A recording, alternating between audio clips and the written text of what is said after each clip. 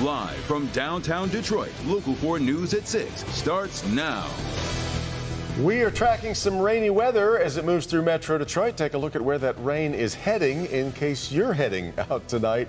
Good to have you with us for Local 4 News at 6. The long holiday weekend starting with rain and the potential for some storms, too. Hopefully it won't stick around for too much longer. Let's take a live look around our viewing area. We have cameras focusing on the Detroit riverfront, Ann Arbor, and Mount Clemens.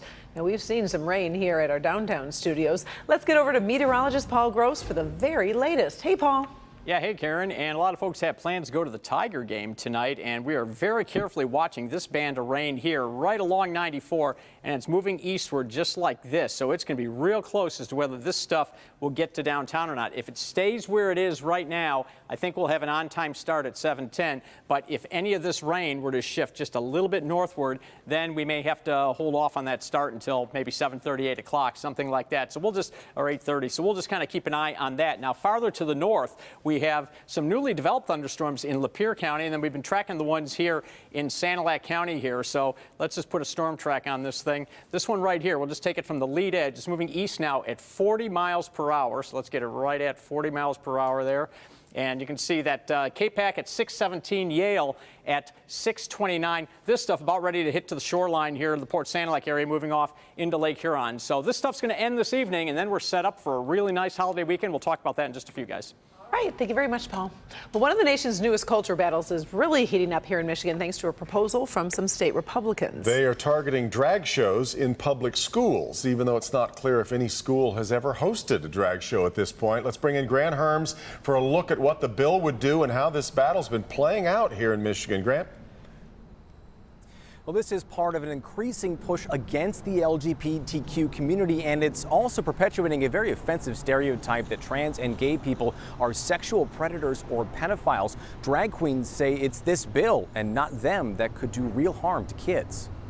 The bill is the latest in the culture war over schools and LGBTQ communities in Michigan. It would ban drag shows from schools and would allow parents to sue districts up to $10,000. Jaden Black is a drag queen and the CEO of Boylesque, Michigan, a teacher until 2020 before she became a full-time performer at Hamburger Mary's in Ypsilanti when the pandemic hit. Hearing of this bill, and it really hurts my heart, not only for fellow drag queens across the state of Michigan, but for these kids, because some of these kids don't have that positive light at home. Drag shows and transgender rights, although not all drag queens are trans, has been thrust into the center of the GOP primary for governor. Tudor Dixon was the headliner at the bill's announcement this week and has made this a major issue for her campaign, saying on Twitter last month, "When I am governor, schools will answer to local parents and not progressive activists, drag queens, and trans supremacists." And one of her opponents, Garrett Soldano, releasing this ad about schools. All students are welcome to utilize gender reassignment services today in the gym. This is confidential. Your parents will not be notified. The claim is false, but the culture war fight is very real. Now, we did reach out to the author of that bill, but we were told he was unavailable to talk to us today. Another thing in this is violence or the threat of violence at these drag shows or drag story times. It's been happening in about a half dozen other states. And then just last weekend, Jaden told us that members of the hate group, the Proud Boys, showed up to one of her story times. So it's happening here in Michigan already. Back to you. Well, Grant, you have to think about the political implications here with for the primary, getting pretty close to that.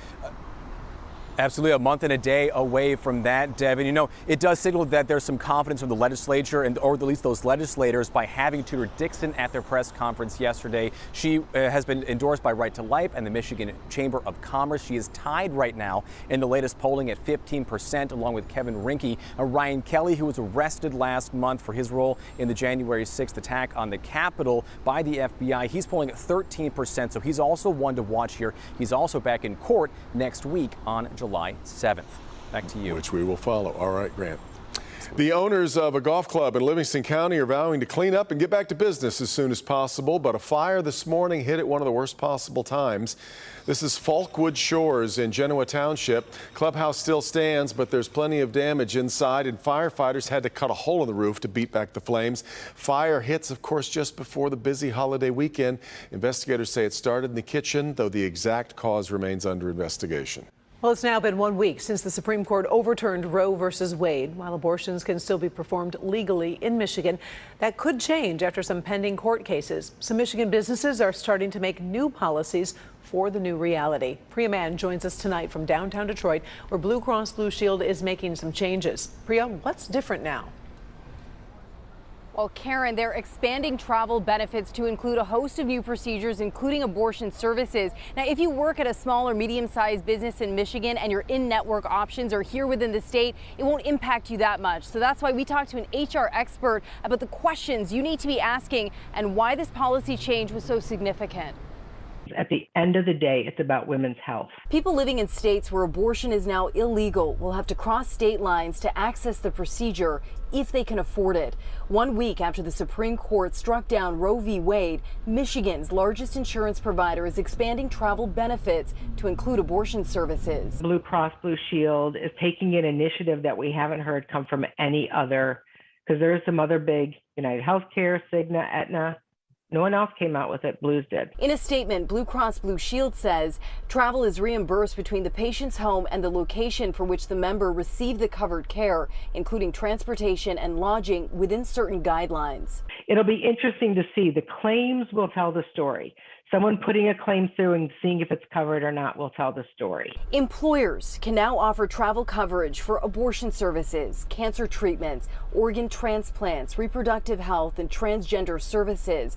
But most plans don't renew till the first of the year, so check with your HR specialist. What exactly they're going to cover will depend on the services being provided and the needs. So they're being very ambiguous on what exactly it's going to cover. But just having that opportunity to say to a plan that was very regionalized, hey, we're going to open this door for you, I think that's a benefit. Now, Blue Cross Blue Shield says the policy change goes into effect in about a month or two. But again, it's up to employers to expand coverage. So your best bet, talk to your HR department. Reporting live from downtown Detroit, I'm Priya Mann, Local 4. All right. Thank you, Priya. Governor Whitmer and the Republican-led legislature have agreed to a new state budget with big money for education, but no tax relief agreement. It is a nearly $76 billion spending plan. It earmarks $19.6 billion for public schools, an additional $2 billion for special education funding, also $2.6 billion to support pension funds, $6 billion for roads. But the budget does not include any sort of tax relief plans, which have been obviously very discussed going back and forth between the governor and Republican leaders. Nothing yet. So, how many emails do you get a day? Do you always check them before you answer? If you're not careful, you can head down a road that costs you a lot of money. Kim DeGiulio has the story of a local business that got zapped by cyber criminals, losing $35,000.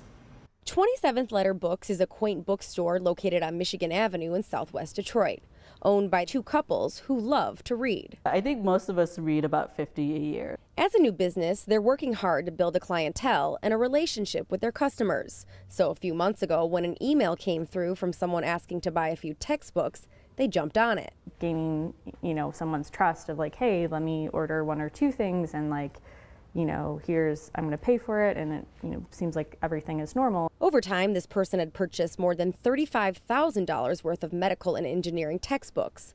Eventually, the owners saw a red flag. When I put the card through the virtual terminal, that's when it just flagged it as fraudulent card. We had received funds, and then once we found out that it was fraudulent, those funds were taken or charged back from our credit card processor. Leaving these four owners on the hook to pay for the books themselves. I feel like a lot of this has to do with how the digital marketplace has made it so much easier for people to try and perpetrate these types of crimes. The owners have since reached out to their faithful customers for help, basically saying they won't be able to survive this loss. Feeling the love of people want us here and people care about us. If you'd like to help the 27th Letter Bookstore, I posted a link to their GoFundMe page on our website at clickondetroit.com. Reporting from Southwest Detroit, I'm Kim DeGiulio, Local 4. Oh, thank you, Kim. Bookstores already have a tough enough time. At last check, the GoFundMe has already raised $27,000 of that $35,000 needed to cover their losses. Tracking a key decision from the FDA that will impact when COVID booster shots could be available this fall. The FDA is asking vaccine manufacturers to produce shots that target the two most recent Omicron subvariants, BA4 and BA5, and that likely means those newer shots won't be available until October or November at the earliest. Omicron BA4 and BA5 are expected to cause the majority of COVID cases in the U.S. within a few weeks. Ultimately, those are the strains the FDA is selecting to update the vaccines for this fall. But it marks a setback for Moderna and Pfizer, who've already been producing and testing updated boosters that include BA1, the original strain of Omicron. Both manufacturers said those shots would have been ready this summer. Pending authorization, large-scale supply of a bivalent Omicron-containing vaccine could be available in late July and early August.